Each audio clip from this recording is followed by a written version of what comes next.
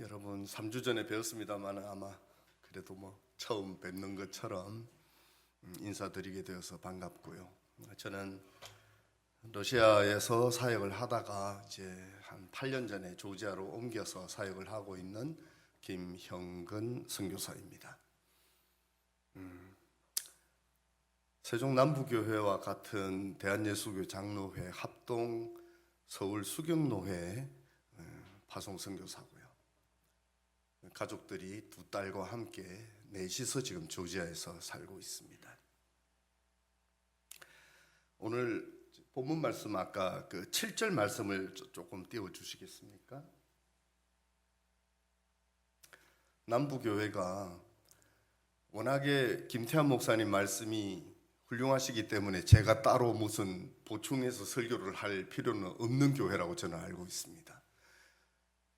오늘도 지금 아이들에게 예수님의 생애를 말씀드렸잖아요.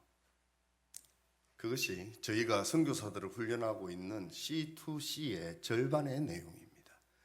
Creation to Christ인데, 크리에이션은 이제 하나님이 창조하신 하나님을 저희가 이제 훈련할 때 C2C의 한 12분 정도의 분량 가운데 5분 정도를 차지하게 되고, 나머지 후반 7분이 예수님에 대해서 소개하고 믿지 않는 무슬림이나 현지인들에게 예수를 영접하게 하는, 목사님이 마지막에 아이들 기도하셨던 바로 그 내용이 영접 기도문입니다. 조금 더 보강이 되겠지만은, 그래서 목사님께서 말씀을 좀 전해달라고 하셔서 말씀은 전해야 됩니다. 저도 목사이기 때문에. 그래서 오늘은 이 7절의 말씀 같이 한번 읽어보실까요? 감사함으로 여호와께 노래하며 수금으로 하나님께 찬양할지어다. 저 요절을 주제로 삼았습니다. 그래서 감사함으로 그 앞에 나아가며, 이렇게 이제 옛적에 이제 이스라엘 사람들이 성전에 모여서 예배를 드릴 때에 찬양을 인도하던 제사장이나 레위인들이 여호와께 감사하라 그는 선하시며 이렇게 선창을 하면 그 인자하심이 영원함이로다, 이렇게 이제 회중이 화답하는 식으로 시편을 찬송을 불렀다고 그래요. 그래서 바울 사도도 에베소서 5장 19절에 보시면 시와 찬미와 신령한 노래들로 서로 화답하며 너희의 마음으로 주께 노래하며 찬송하며, 이렇게 말합니다. 바로 이 시편 말씀을 염두에 둔 얘기죠. 구약의 성도들이 이 시편 말씀을 노래했던 것처럼 초대 기독교회의 성도들은 모여서 함께 예배할 때 이런 방식으로 찬송시를 화답했고요. 그 전통이 지금 오늘날 우리의 예배 속에도 남아서 우리가 시편을 위주로 교독을 하고 있지 않습니까? 물론 요즘에 교독문을 하지 않는 주일 예배도 더러 보았지만, 우리 교단이 어떤 교단입니까? 말씀 중심 보수 전통 엄한 파잖아요. 교독을 하는 것이 저는 옳다고 봅니다. 그래서 저희도 조지아에서 예배할 때 항상 교독문이 이제 주차에 따라서 순서대로 나가잖아요. 천지 만물을 창조하신 일로부터 시작해서 이스라엘의 역사를 주관하시는 하나님은 오늘 이 땅에 사는 우리 모두의 삶을 다스리시는 인자하신 하나님이십니다. 죄로 말미암아서 하나님으로부터 분리되어서 영원한 죽음에 놓인 인생들을 불쌍히 여긴 하나님께서 사랑하는 아들을 보내셔서 우리를 구원해 주셨어요. 아멘. 죄와 사망의 세력으로부터 우리를 건져서 자유하게 하셨고, 또 일용할 양식을 주셨을 뿐만 아니라 영원한 양식이 된 예수님의 말씀, 즉 복음으로 살 수 있도록 우리를 인도하신 거죠. 그래서 우리가 늘 보아왔던 평범한 일상입니다마는 산천에 심어진 꽃들은 꽃망울을 터뜨림으로 창조주 하나님을 찬양하는 거죠. 하늘을 나는 새들은 지저귀므로 하나님을 찬양하고, 또 들판의 황금빛 곡식은 귀한 열매들을 주님께 드리며 그렇게 창조하신 하나님을 찬양하는 것입니다. 세상의 피조물들이 이렇게 하나님을 창조하는 것처럼, 그 사랑을 노래하는 것처럼 우리도 사람을 지으시고 심히 기뻐하셨던 그 하나님, 이 땅을 사랑하사 큰 복을 주신 하나님께 손뼉치고 찬양하며 어깨춤 추며 감사하는 것이 마땅한 일이죠.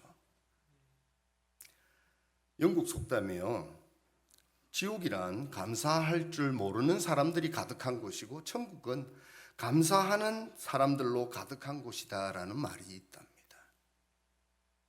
감사하는 마음을 가질 여유 없이 허겁지겁 분주하게 사는 것은 참 지옥 같은 삶입니다. 그러나 세상 사는 재미에 빠져서 여러 가지가 있죠. 아파트 평수를 늘려가는 재미, 또 자식 농사 잘 지어서 훌륭한 짝을 만나서 가정을 잘 이루게 하는 그런 것, 잘 먹고 잘 살도록 가전 배려와 정성을 다하면서 내가 못다한 그런 것들을 자녀들을 통해서 대리만족하는 이런 여러 가지들이 세상 사는 재미라고 볼 수 있어요.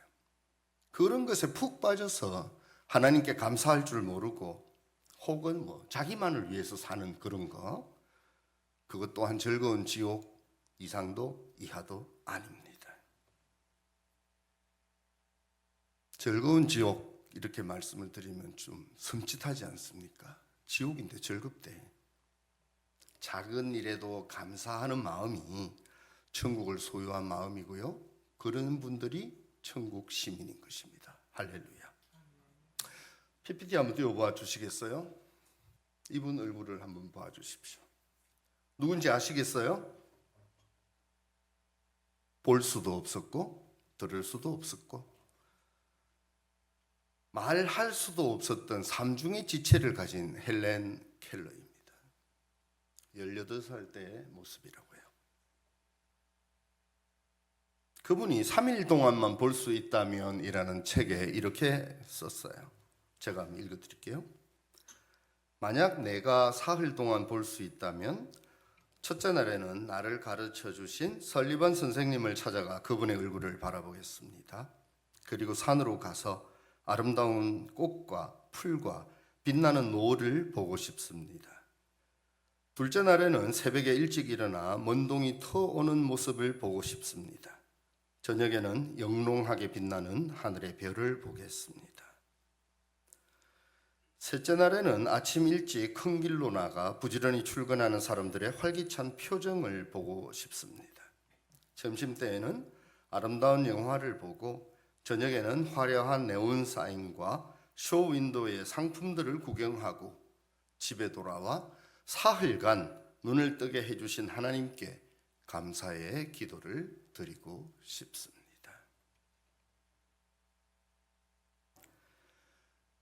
헬렌 켈러가 3일 동안 보고 싶었던 것은요, 거창하고 대단한 그 어떤 것이 아니라 우리가 정말 대수롭지 않게 매일매일 누리고 사는 평범한 것들이었어요. 가슴이 먹먹해졌습니다.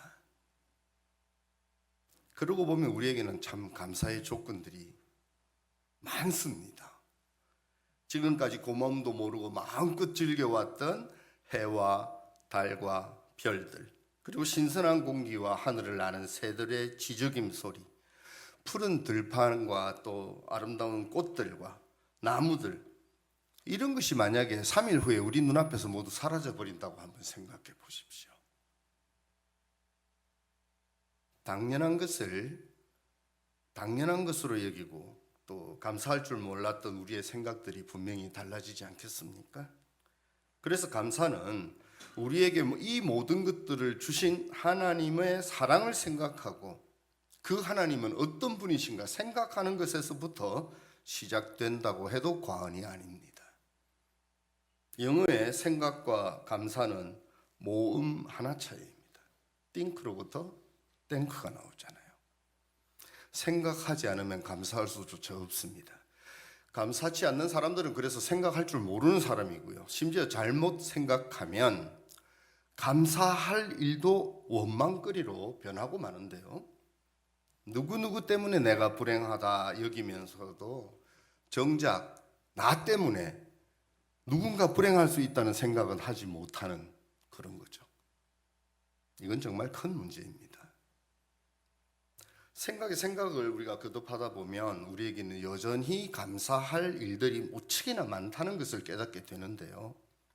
하나님의 창조로부터 시작해서 한 나라와 민족들의 역사, 그리고 오늘 이 땅을 살아가고 있는 나 자신에 이르기까지 하나님의 인자하심이 개입되지 않은 일이 없고요, 개입하지 않으셨던 적도 없습니다. 할렐루야. 그래서 시편 147편의 첫 절을 보시면 할렐루야, 우리 하나님을 찬양하는 일이 선하며 찬송하는 일이 아름답고 마땅하도다, 이렇게 노래하는 거예요. 그리고 겸손한 자들은 붙드시고 악한 자들은 땅에 엎드리시며, 이런 공의를 내 보이시지만 오늘 읽으신 본문 뒤편에 8절에 보시면 구름으로 하늘을 덮으시며 땅을 위하여 비를 준비하시는 이 하나님은 정녕 인자하신 아버지십니다. 이른 봄에 혹은 늦은 가을에 모심이 내리는 것 같았던 그 빗방울조차도 땅을 위하여 준비하셨다. 정말 감동적인 말씀이세요. 땅은 누구를 말하고 있습니까? 하나님이 구원하신 우리들입니다. 우리가 땅 위에 살고 있잖아요. 땅 위에 살고 있는 성도들을 위해서, 즉 나를 위해서 하나님은 저 비를 준비하셨다는 거예요. 이른 비와 늦은 비로 우리의 삶을 풍성케 하셨고, 때마다 그 비를 준비하신 하나님이 우리 아버지시랍니다. 너무 할렐루야죠.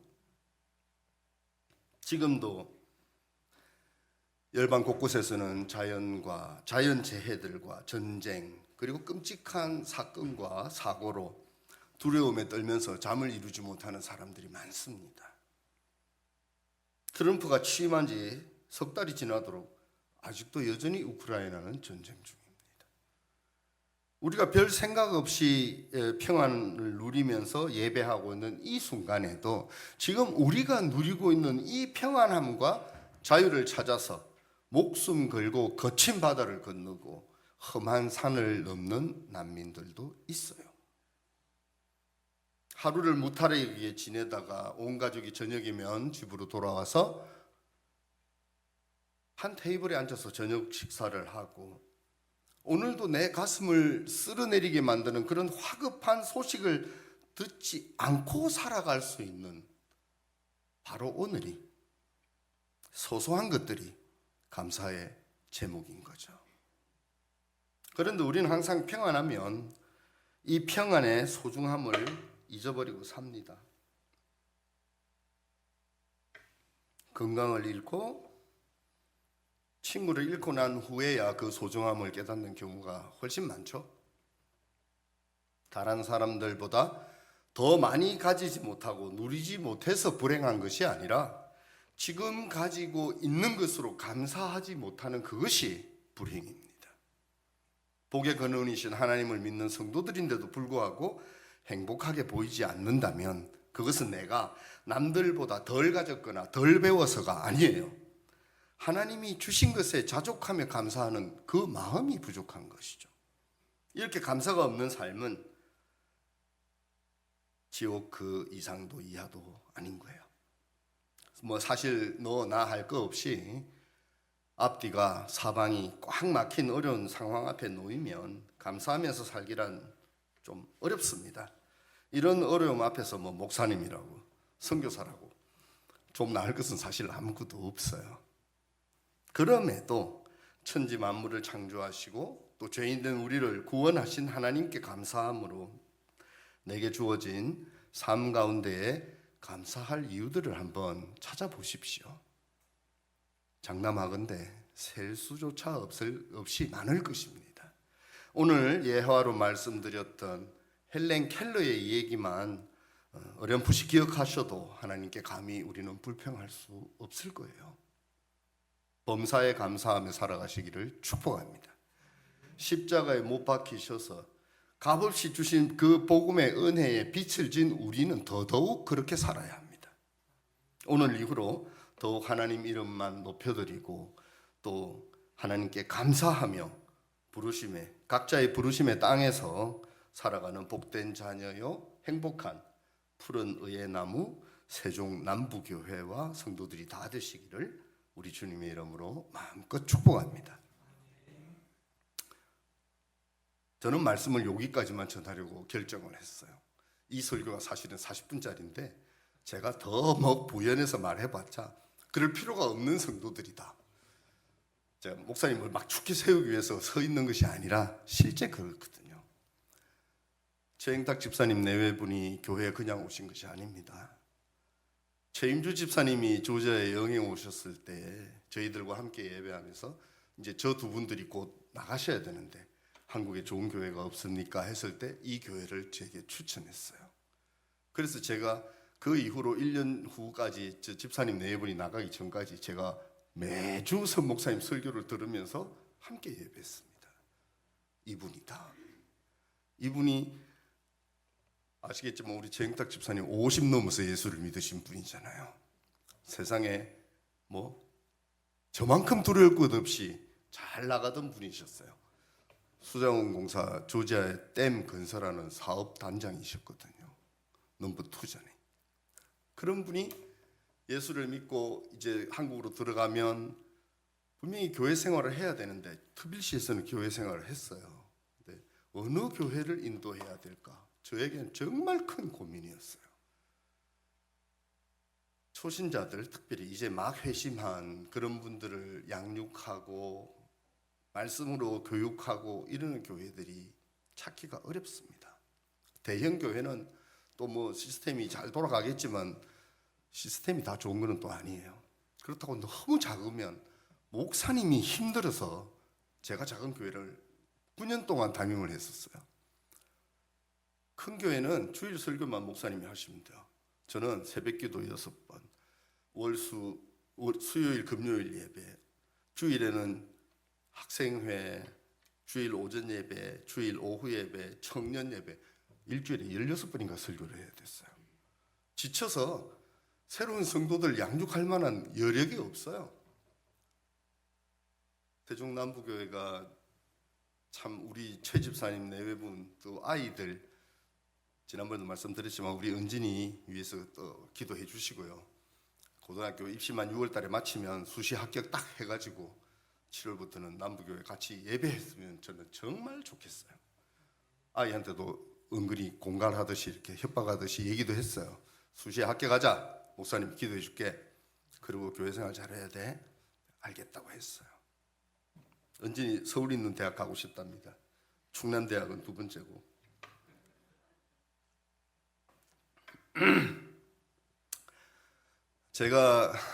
저는 40에 예수를 믿었어요. 예수 믿기 전에 우리 집사람은 이미 신앙생활을 하고 있었고 11년 반을 저를 위해서 기도를 했습니다. 보통 안 믿는 남편을 둔 부인 집사님들이 주로 그러시잖아요. 그 기도 때문에 저는 주님을 알게 됐죠. 물론 그 스토리가 또 아주 복잡하고 그렇습니다. 그 얘기를 다 하자면 여러분은 점심 식사를 3시쯤 하게 될 거예요. 그래서 목사님께는 지난주에 잠깐 말씀을 좀 드렸고 아무튼 드라마를 만들어도 될 만큼 보통 이렇게 전격적으로 회심한 사람들은 엄청 다이나믹합니다. 저는 세상에서 하나도 부러운 게 없었어요. 무서울 것도 없었고 저는 경찰관 출신입니다. 1988년도에 서울올림픽이 끝나고 어르신들은 기억하실 거예요. 유전무죄, 무전유죄 하면서 탈주범들이 난리를 폈어요. 그래서 제가 올림픽 경호무를 하다가 장애인 올림픽을 하고 있다가 본서로 도로 복귀를 당했어요. 서대문 경찰서 소속이었는데 그때 그 탈주범 6명 중에 최초로 범인을 제가 검거했어요. 그 친구만 살았죠. 나머지는 다 죽었고. 그래서 제가 10월 13일 저녁 9시 뉴스에 단독샷을 풀로 7분을 받은 사람이에요. KBS에서 그렇게 나왔더니 MBC가 우리는 안 하냐 해가지고 뒤늦게 다시 또 인터뷰하고 경찰 조직에서 그런 어떤 수훈을 세우면 앞길이 탄탄합니다. 그렇게 저는 정말 잘 나가는 경찰관이었는데 그 다음 해에 저희 누님이 전도사셨는데요. 집에 왔어요. 너는 중국 선교사니까 애들이랑 너 와이프랑 내가 먹여 살릴 테니까 신학을 공부해야겠다. 그래서 우리 집에 다시는 오지 마라 그랬어. 얼마나 잘 나가고 있는데 무슨 내가 뭔 선교사라고? 말도 안 돼. 저는 교회 안 다니고 있었어요. 주일마다 이제 집사람 등살에 교회 가서 앉아 있으면서 애들한테 11시 20분에 삐삐쳐라. 그러면 이제 장로님이 막 세계 열방을 기도하실 때에 삑삑 해. 그러면 아이고 비상이 걸렸나 봐요. 그러고 이제 도망가는 거죠. 그래야 이제 집안이 화평했어요. 집사람이 교회를 안 가면 아주 볶아서 살 수가 없어. 그런 열심히 이제 저를 예수 믿는 사람으로 변하게 했는데, 제가 이제 순종을 안 하고 세상에서 그냥 여전히 무서움 없이 살고 있으니까 하나님이 모든 길을 차단하시기 시작하신 거예요. 그리고 예수를 안 믿을 수 없도록 이렇게 몰아가십니다. 눈도 하나 빠지고. 저는 그래도 예수 믿고 난 뒤에 얼마나 감사했는지 몰라요. 마태복음에 있잖아요. 5장에 네 눈이 너로 하여금 실족하게 하거든 빼서 버리고 한 눈으로 천국 가는 것이 훨씬 낫다. 말씀이 그렇지 않습니까? 두 눈 다 안 뽑힌 게 얼마나 감사한지 몰라요. 근데 사실 두 눈, 한 눈만 없어도 사는데 무지하게 불편합니다. 여러분 눈 시험 삼아 안대 한번 가리고 1시간만 살아보세요. 한 3번은 넘어질 거예요. 여기 못 내려갑니다. 이 높이가 가늠이 안 되기 때문에 구부러지죠.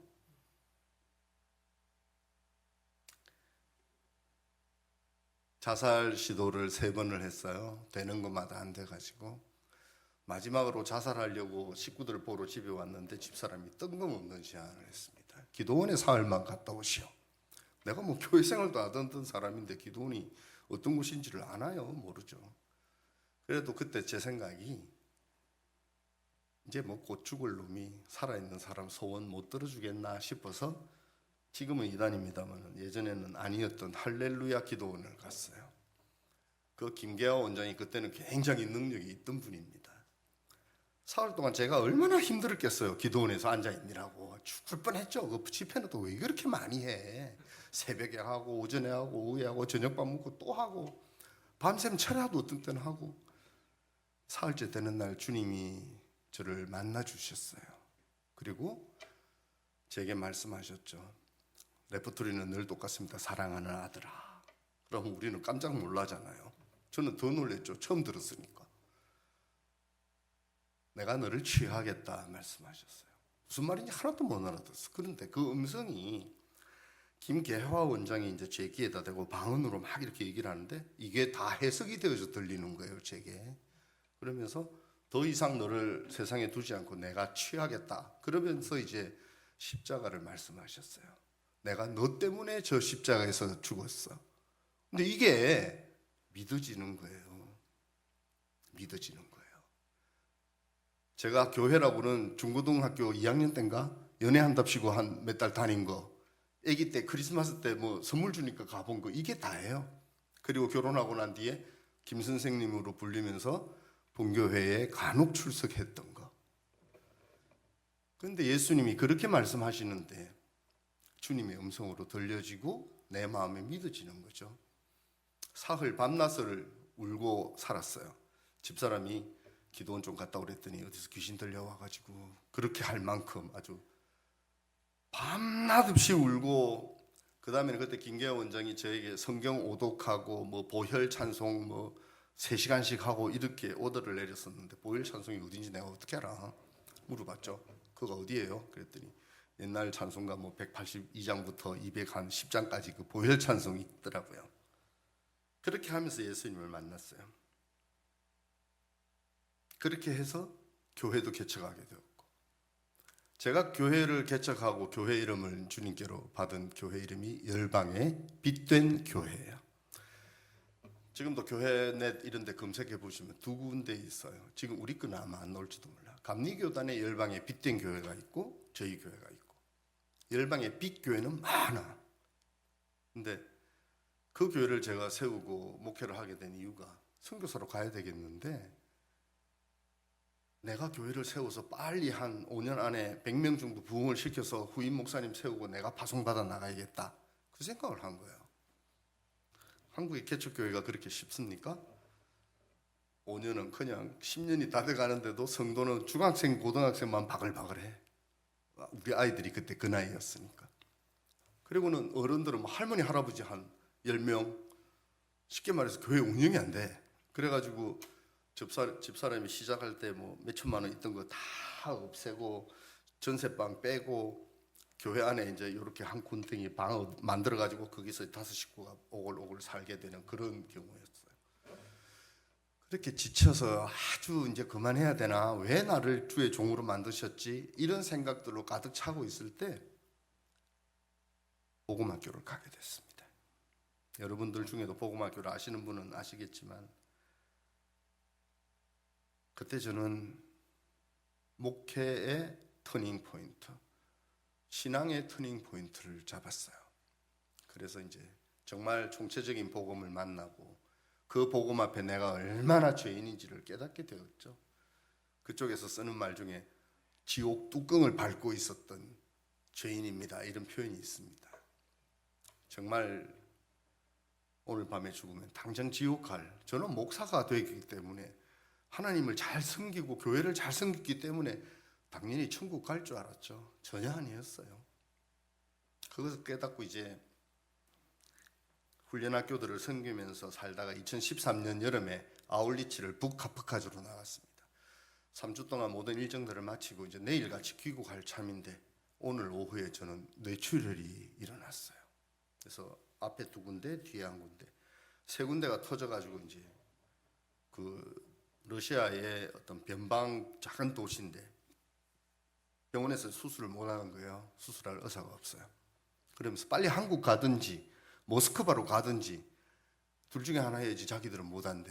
그래서 저는 이제 퇴원해서 그 선교사님 집에 이제 의탁이 되었고 나머지 팀들은 다 들어갔어요. 난리가 났죠. 순회선교단 안에도 밖에 나가서 뇌출혈 터진 사람이 제가 첫 번째였기 때문에 아무런 매뉴얼이 없어서 어떤 대응도 못 하는 거죠. 그렇게 꼬박 5일을 저는 그 선교사님 댁에서 혼수 상태로 있고, 나중에 들은 얘기로는 우리가 저 목사님 장례 치료해야 될 모양이다라고 2분이 얘기를 하셨대요. 근데 하나님께서 5일 만에 저를 모스크바로 옮기셨어요. 일면식도 없는데 모스크바 뇌병원에서 8시간 반 동안 수술하게 하시고, 여러분 지금 보시다시피 저는 아무 후유증 하나 없습니다. 뇌출혈 골든타임이 3시간이잖아요.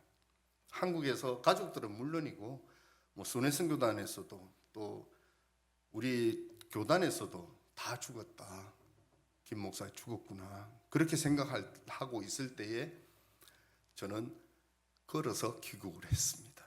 우리 팀 아울리치 팀 말씀이 달리다쿰이었어요. 그래서 저는 그 말씀대로 이루면서 거의 영웅처럼 귀환을 했죠. 그리고는 병원에 있을 때에 하나님이 저희 부부를 부르셨습니다. 사랑하는 아들, 네가 러시아로 들어와서 복음을 좀 전해야겠다. 제가 못 나가고 선교사로 3년이나 훈련을 받으면서도 못 나가고 있었던 것이 파송교회가 없잖아요. 우리 교회가 너무 미약하잖아요. 그래서 계속 이제 재정 문제 때문에 걸음을 못 대는 건데, 하나님이 그날 새벽에, 내가 7월 달이었기 때문에 모스크바는 백야였어요. 생명의 주권이 내게 있다. 네 생명의 주권자는 나야. 그러는데 뭐 아무것도 반박할 그게 없는 거죠. 아멘.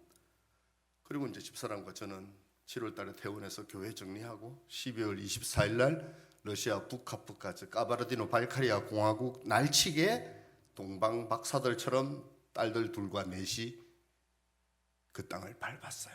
아들은 그때 헤브론 원영학교 체육선생입니다. 1대 체육선생인데 헤브론 원영학교를 섬기고 있었기 때문에 못 왔고, 그렇게 해서 러시아에서 5년 정도 뭐 고려인 목회를 이제 처음에 했기 때문에 뭐 말통하고 잘 되잖아요. 그래도 제가 침을 배워서 나갔는데 뭐 입 이렇게 돌아가신 분도 고치고, 뭐 할머니도 허리 굽은 거 침 한 대 놓으면 펄떡 일어나고, 제가 한 건 아니에요.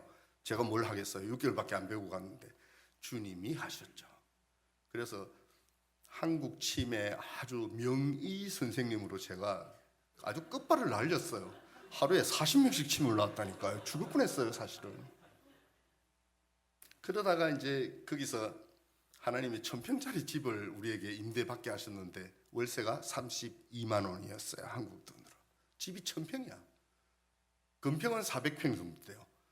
150평짜리 3개층이니까. 지하가 여기보다 더 넓어, 훨씬. 거기서 어린이 복음학교, 뭐 배운 게 그거밖에 없는데 3회나 해서 해마다 여름에 4박 5일씩 애들, 선교사 애들 잡아다가 복음으로 푹푹 삶아가지고 이 녀석들이 지금 모스크바 대학 가고 뭐 다 그랬죠.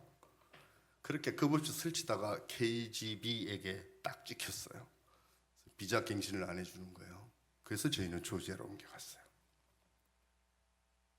시계를 잘 보고 얘기를 해야 돼. 목사님이 15분까지만 하라고 하셨거든요. 뒤에 스케줄들이 있어. 교회는 질서가 있어야 되기 때문에 예배 시간도 정확하게 지키는 것이 옳습니다. 그죠? 그렇게 와서 이제 조지아에서는 한국에 있는 어떤 권사님 가정이 카페를 하나 열어주셨어요. OM 카페라고. 그래서 조지아에서 이제 호떡도 구워서 팔고 호떡에 아이스크림도 하나 얹고 그 윤식당에서 그런 메뉴를 쓰더라고요. 아무튼 카페는 잘 되었어요. 너무너무 바쁘고 힘들었어요. 돈이 안 돼. 이상하게도 장사는 무지하게 잘 되는데 조지아 세법이 기본이 23%입니다. 세금이. 아르바이트 아이를 하나 쓰면 이 아이에게 뭐 시급 얼마씩 주고 그 준 것에 대한 세금 18%를 우리가 또 내야 돼. 그러니까 외국인들이 돈을 뭐 뭔가를 해가지고 돈을 벌 수 있는 구조가 아니에요. 지금도 한국에 사람들이 조지아 떴잖아요. 알려주고 하니까 거기서 어떻게 뭐 좀 정착하면서 장사 같은 거 뭐 영업해볼까 하고 들어왔다가는 전부 다 돌아 나갔습니다. 돈이 안 된다는 걸 그분들은 금방 계산을 해내더라고. 우리는 몰랐지. 2년 동안 쇠가 빠지게 고생하고 그런데 하나님이 단 한 푼도 빚은 안 지게 하셨어요. 그 수익금으로 월세 850불씩 내고 세금 내고 딱 맞는 거야 이게. 그랬는데 갑자기 그 우리 가게 앞에 큰 대로가 명동거리 같은 게 있었는데 이것을 누가 한국에 갔다 와가지고 버스 전용 차로를 공부를 하고 왔나 봐. 그게 공사를 시작한 거예요. 그러니까 장사가 그냥 엉망진창이 돼. 우리 가게 바로 옆에 삼성 휴대폰 가게가 있었는데 갑자기 겨울에 이사를 가버리는 거예요. 그래서 왜 빼지? 장사도 잘 되고 여기 명동인데 했더니 그 사람들은 정보를 알았었나 봐. 그리고 우리가 1월 마지막 주인가 이제 장사가 하도 안 돼서 가게를 다른 데로 옮기려고 정리를 했어요. 2주 후에 코로나가 터졌잖아요. 큰일 날 뻔했어. 거기에 있던 영세업자들은 자기 건물이 아닌 사람들은 다 망했어. 근데 우리가 그때 이제 가게를 하나님 은혜로 그렇게 정리하게 되고 그러고 난 뒤에 딸들은 이제 한국어 교사 그거 공부를 했습니다. 한국에서 우리 큰애는 피아노 전공이고 작은애는 영어 전공이에요. 한국에서 대학을 이제 거의 다 마쳤는데 그 한국어 교사 교육 뭐 그런 거 같은 2년을 하고 자격증을 받았는데 이제 CAT라는 그 선교사 자녀 MK 학교가 생겼어요. 중국에서 사역을 한 10여 년 하시고 필리핀에서도 하시고 하던 분들이 왔는데 딱 2명 데리고 시작을 했는데 그 학교에 이제 정식 교사로 이제 이렇게 자원봉사를 간 거지. MK 학교니까. 그렇게 해서 지금도 그 아이들은 교육 선교사를 하고 있습니다. 그리고 저희는 이제 아까 목사님이 소개하셨듯이 BST 훈련이라는 것을 받았어요. 미국 남침내 교단에서 2013년부터 전 세계적으로 선교사들을 대상으로 하는 건데 물론 한국 사람에게도 돼요. C2C라는 것은 Creation to Christ입니다. 오늘 목사님이 아이들에게 예수님의 생애 하시면서 다 말씀하신 내용이 저 깜짝 놀랐어요. 그게 다 들어있어요. 그리고 이제 앞부분에는 하나님이 창조주로서 어떤 분이시다라는 것을 외국에 안 믿는 사람들에게 이제 그 나라 말로 번역해서 설교하는 이제 전하는 거죠. 12분짜리인데 이 남침내교 국제선교부에서 그 이제 통계를 수집을 했는데 보면 지금까지 28만여 차례 이 얘기들을 다른 외국 현지인들에게 전했어요. 믿지 않는 외국 이방인들에게 그랬는데 복음 영접 기도를 받은 비율이 60%가 넘습니다. 약 17만 명 정도가 영접 기도를 하게 되고요. 그 영접 기도 한 사람 중에 영접 기도를 하신 분들 중에 30%가량이 세례를 받아요. 그리고 교회에 정착이 되는 거죠. 그래서 굉장히 이제 선교사들은 반드시 가져야 될 툴인데, 저희는 이제 일단 조지아에 있는 선교사들을 이렇게 훈련 받으십시다 하고 권해가지고 이제 훈련을 했어요. 2차 훈련까지 했고, 또 금년 5월 13일부터 3차 훈련이 시작됩니다. 그래서 저희는 이번 주 지나고 다음 주 목요일 날 4월 17일 날 이제 귀임을 하게 되었고, 그 훈련 준비를 해야 되고, 한국에 나와 있는 동안에도 또 하나님이 전하라 하셔서 제 친구 목사들 교회에 이제 얘기를 했죠. 이거 훈련해야 돼. C2C는 외국인들에게만 전하는 게 아니라 한국의 불신자들에게도 정확하게 적용이 돼. 그래가지고 이제 수일에 있는 작은 제 친구 목사님 개척교회에서 이제 8명이 모여서 또 훈련을 했어요. 하고 나면은 매주 한 차례씩 2시간 정도 이렇게 후속 모임이라는 걸 하면서 강의를 듣고 끝난 게 아니라 그것을 자기들이 강의자가 되어서 시연도 하고 하면서 계속 반복 훈련을 하는 거예요. 그 훈련을 5차까지 마쳤습니다. 내일이나 모레나 해야 되는데 시간이 없을 것 같아요. 짐을 싸야 되기 때문에. 슬라이드 좀 보여주시겠어요? 이것을 이제 인도 의대 유학생들이 조지아에 많이 들어와 있어요. 공부하는 게 싸니까. 10,000명 정도 있는데 트빌리시 시내에 한 7,000명이 있고 쿠타이시라는 두 번째 도시에 3,000명 정도 있어요. 이 의대생들을 양육하고 있는 한 50명 양육하고 있는 선교사 목사님이 갑자기 한국을 가게 됐다면서 금요일 날 밤에 제게 주일날 설교를 부탁을 하셨는데, 뭘 전하지? 왜냐하면 인도 애들하고 말이 안 되잖아요. 그래서 누군가 통역을 해야 되고 하는데 하나님께서 C2C를 전해라 마음을 주셨어요. 그래서 이제 저기 작은 딸입니다. 저 아이가 이제 통역을 하기로 둘이서 막 연습을 해가지고 C2C를 전했어요. 50명쯤 되는 학생들이 모여 있었는데, 저는 저 이제 예배를 하기 전에 한 명만 영접기도 받을 수 있도록, 왜냐하면 저 아이들이 기독교 베이스도 좀 있지만 대부분 힌두교 출신들이에요. 인도니까. 그런데 C2C 저 그림 부분만 좀 확대가 될까요? 아니, 조금만 조금 크게 안 돼. 옳지. 예, 여기 보시면 저 오른쪽 위에가 상단이 예수님에 대한 설명들이에요. 풍랑을 잠잠케 하시고 병든 자를 살리시고 오병이의 기적과 죽은 자를 살리신 저런 얘기들을 이제 쭉 이렇게 13분 정도 그림을 하나씩 그려가면서 이걸 하는 거죠. 그러니까 사파가 들어있어서 이해하기가 굉장히 빨라요. 하고 영접기도 주님 영접하실 분인데 9명이 손을 들은 거예요. 너무 감사했죠. 그 중에 이제 제가 9명이나 손 들었다고 자랑하려는 것이 아니라 디바카라는 청년이 하나 있어요. 이 청년이 눈빛이 초롱초롱해서 이 앞에 머리 왼쪽에 있는 머리, 저 머리가 디바카인데 잘 듣더라고요. 그러면서 이제 저희가 목사님 오시고 난 뒤에 이렇게 9명이 손 들었습니다 하고 이제 보여드리고 이제 기도를 양육을 계속 해달라고 하고 했는데, 지난 2월 달인가 저 형제가 이제 계속 하나님을 자기가 이제 개종하려고, 그러니까 얼마나 그게 결심이 어렵겠어요. 힌두교 집안인데 기도하는 중에 갑자기 큰 목소리가 난 거예요. 교회 자기밖에 없는데, 이 교회에서 나가, 네가 섬기던 신에게 기도해. 너무 놀란 거죠. 누구 목소리였겠어요?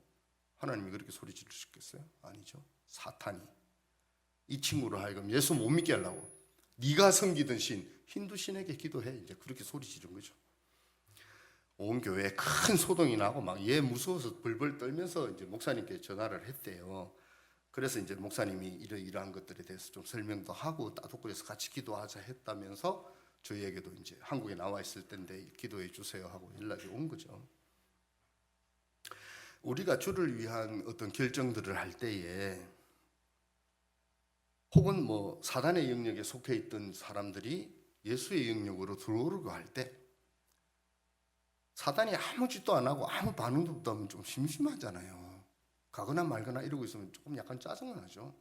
근데 디바카라는 친구가 개종하려고, 얘는 이번 돌아오는 주일에 세례를 받게 되었답니다. 딱 그렇게 이 친구가 결심하고 기도하니까 사단이 소리를 지른 거죠. 이 교회에서 나가! 네가 섬기던 신에게 기도해! 얼마나 놀랬겠어요. 근데 이제 목사님이 잘 설명해 주고 난 뒤에 너무 기뻐했대요. 뭐 이 디바카 형제를 제가 양육한 것은 아니에요. 이런 학생들을 전도해서 지금 가르치고 있거나 양육하는 선교사님들을 저희가 BST로 훈련을 하고 싶은 거죠. 그렇게 하고 있는 거고. 지금 조지아 연합교회와 수요예배 공동체가 저희는 수요일 날 예배를 드립니다. 왜냐하면 선교사님들 대부분 주일에는 현지인 교회를 하거나 돕거나 하고 있기 때문에. 근데 사실 현지 교회를 우리가 언어가 그렇게 안 자유하잖아요. 너무 힘들거든요. 그러니까 이분들이 점점 갈급해지는 거예요. 퍼내기만 하니까. 수요일 날 저희 교회에 딱 오시면은 여기서 찬양하듯이 마음껏 손뼉치고 찬양하죠. 또 그 MK 학교에 단기 봉사하러 온 젊은 층이 드럼을 겁나게 잘 쳐요. 저희 딸이 피아노 치고 기타 치고 드럼 치고 하니까 찬양을 하면서 힐링이 되는 거예요. 그리고 이제 선교사님들이 돌아가면서 설교를 하시거든요. 너무 좋다는 거야. 근데 수요일만 오세요라고 저희는 얘기를 하죠. 주일은 우리끼리만 예배드립니다. 저희가 한국에 나와서 지금 4개월쯤 있었어요. 제가 이 치료하느라고. 근데 그 안에 주님께서 여러 일들을 하셨습니다. 제가 오늘 이제 출국이 내일 모레인데 남부교회 와서 설교할 생각은 전혀 못했지만 또 목사님께서 초대해 주셔서 선교지가 어떻고 또 제가 어떤 마음으로 회심을 했고 하는 것들을 충분히는 말씀을 못 드렸어요. 왜냐하면 여러분들이 좀 울고 하셔야 되는데 그렇게까지 하려니까 시간이 너무 걸려. 다 잘라버리니까 저도 맹맹하네요. 한 10년 만에 지금 제가 회심한 안 한 지가 한 10년 되었어요. 이제 옛날에는 엄청 뭐 어디 가면 뭐 거의 제가 하나님이 살아계신 표적이었으니까 저 김 선생이 예수 믿고 돌아왔다네. 이게 우리 본교에서는 난리가 없었어요. 왜냐하면 제가 깽판을 너무 많이 쳤거든요. 교회에서. 아무튼 성령의 새바람이 수유리에 있는 우리 친구 목사님 교회에도 조지아 땅에도 또 이 세종시에 있는 남부 교회에도 정말 하나님께서 마음껏 일하실 그 성령의 새바람이 불어오도록 저희도 기도하겠습니다. 저희 사역을 위해서 또 남부교회 성도들의 기도가 당연히 또 필요합니다. 주께서 사랑하시는 남부교회와 또 귀한 성도님들의 가정과 사업장과 무엇보다도 자녀들에게 참 좋으신 우리 하나님의 은혜와 사랑이 언제나 풍성하기를 주의 이름으로 마음껏 축복합니다.